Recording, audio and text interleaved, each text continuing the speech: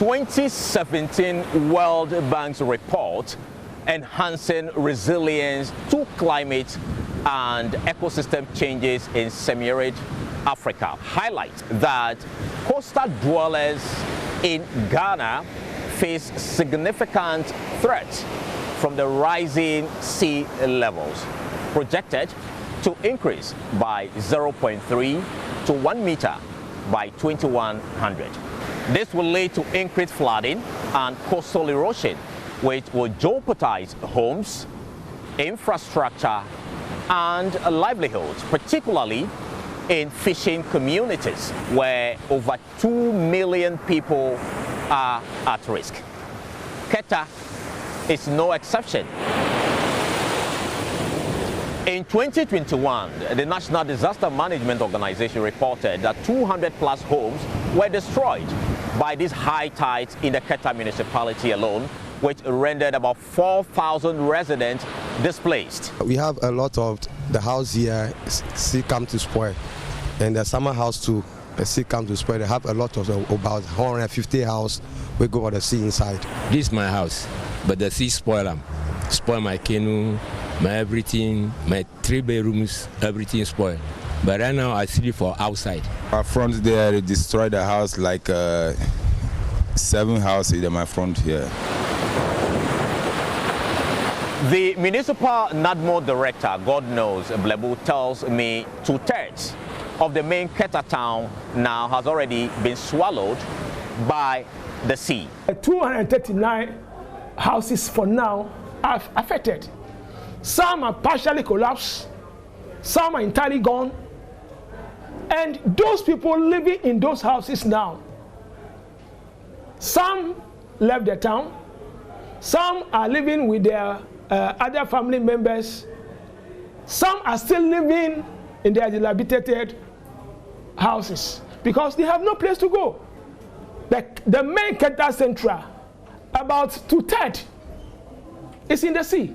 If nothing is being done, I'm afraid about 4,000 or 5,000 houses along the coast here will be gone.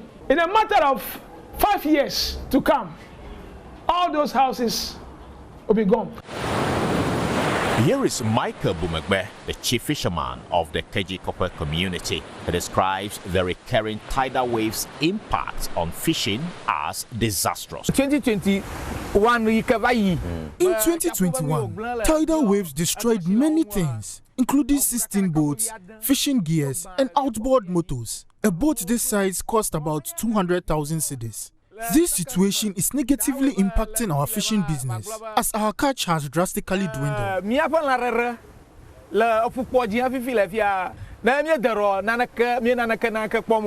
These fishmongers say the situation is severely hurting their businesses. Our fishmongering business has become a major challenge. Rising sea levels make it difficult for our husbands to make a good catch. It's a major headache for us. This small piece of fish on the oven costs 80 to 85. It's not up to standard, but that's the current price. When we take it to market, we don't make any profit. A visit to the Keta Central Market, once teeming with assorted fish, now reveals a hopeless situation. Low fish availability has driven up costs, making affordability a Herculean challenge. About 5 years ago, this one, the crab that you are seeing here, is just 2 cedis, but now it's 10 cedis. Because the fishermen are saying it's because of the rising sea level.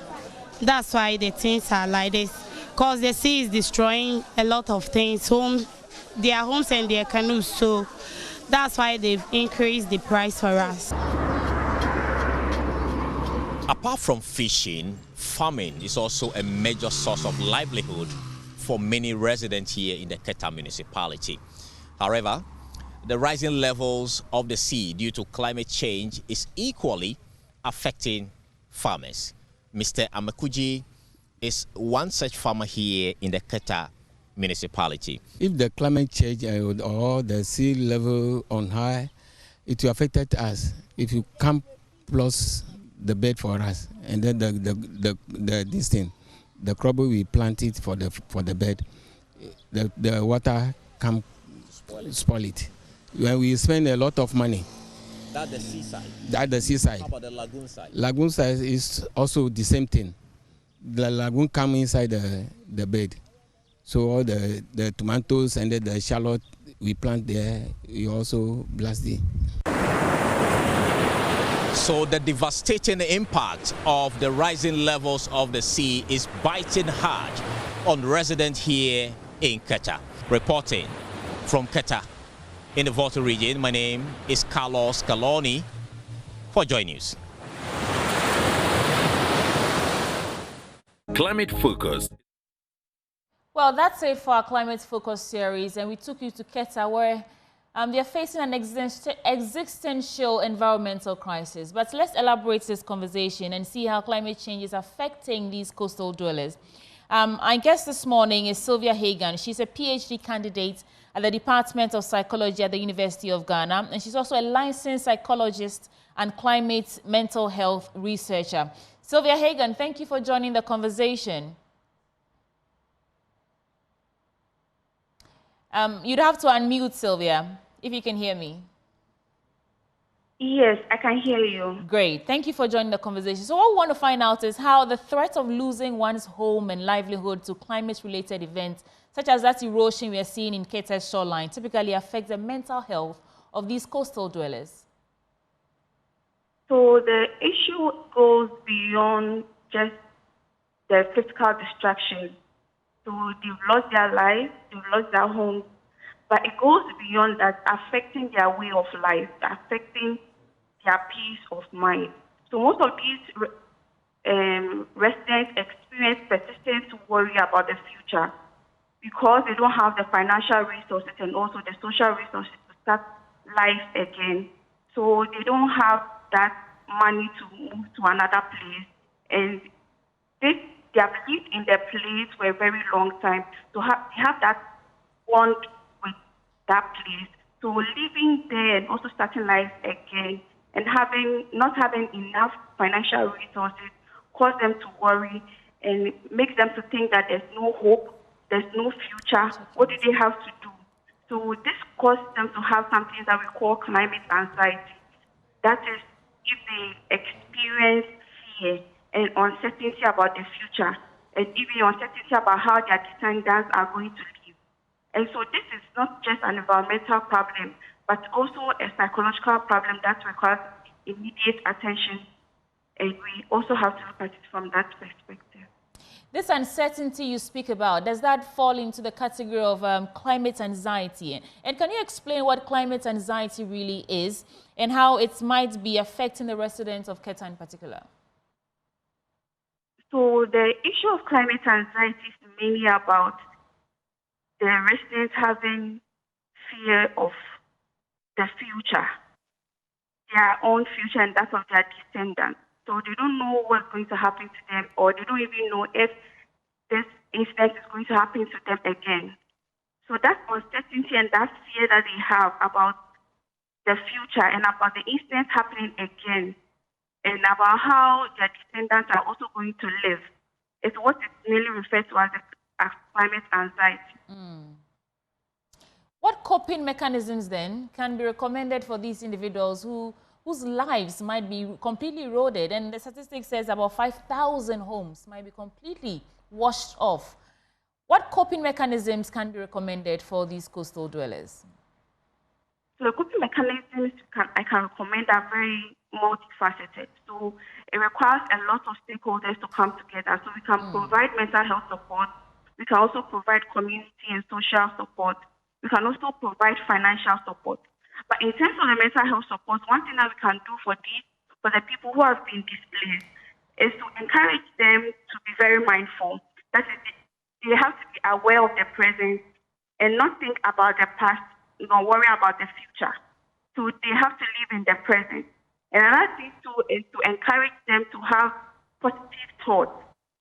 So an example is when we are talking to them, we talk to them about the fact that it is true they've lost their lives and properties and their homes, but they should see hope in the fact that they are still alive. And if they have life, there's hope. So if we encourage them in that perspective, it builds that sense of hope and reduces the stress of hopelessness and helplessness. And with that, we believe that it will help reduce their stress level. Sometimes we also encourage them to engage in spiritual practices like praying and meditation.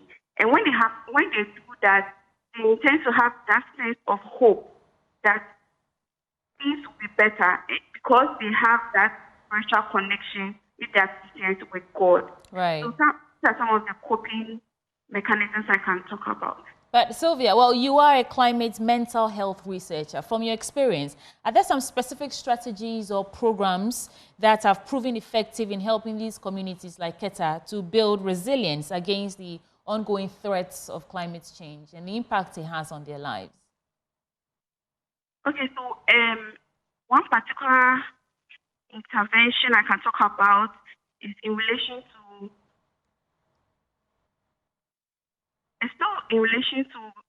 collaborating with other stakeholders. Right. Because the issue is multifaceted in such a way that we can't only do it as psychologists. The government can't do it alone, nor urban planners or environmentalists. So that we have to come together to have a comprehensive plan about building a sea defense and also planting trees along the coast. And when we do that, we are killing. And when we do that, we are fighting the sea with nature. So we are not just only planting the trees. We are also doing the sea defense. So we are doing it together. And when that happens, the trees will help reduce stress levels because trees are very good to reduce stress. You mentioned that. At the same time, the trees will help reduce the flood. And the defense will also help reduce the tidal wave. So the urban planners will help us do all this together. And it will help to reduce both the physical and the mental health aspect of these residents. That is on a long term. And you said that, I mean, which is right, Sylvia, that it's not just, a problem for the environmentalists or the climate, mental health researchers. So looking at the broader picture, how can mental health research workers alongside environmentalists and policymakers all work together to address the psychological aspects of these, the impact of climate change in vulnerable communities? And that's my final bit to you. Okay, so what we can do is to advocate for mental health. To advocate for mental health is to be part of climate change adaptation policies because we know that now the issues are not only environmental but also psychological. So we can also talk about psychological resilience trainings and programs such as stress management and emotional resilience so that can help these people who have been affected. Right. It also prevents child violence. Sylvia Hagan is a licensed psychologist and climate mental health researcher, and she's also a PhD candidate at the Department of Psychology at the University of Ghana. Sylvia, thank you so much for helping shed light on the psychological aspect of this, the impact of climate change on coastal dwellers.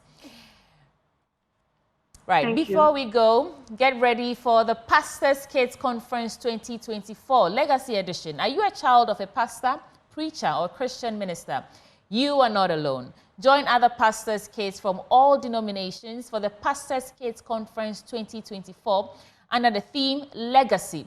The host is Apostle Francis Ajinasari, and it's coming off on the 24th of August 2024, of course, at the Perez Dome at Jolu Junction here in Accra.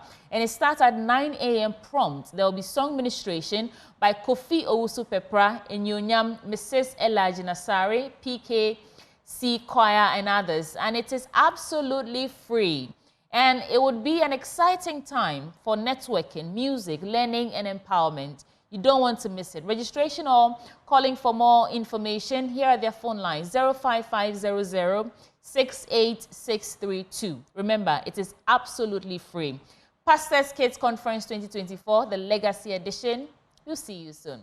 There's still more coming your way on the AM show. There's that conversation with that icon you like to hear about. And then we also tell you some things that the NCCE is working on. Stick and stay. We'll be right back.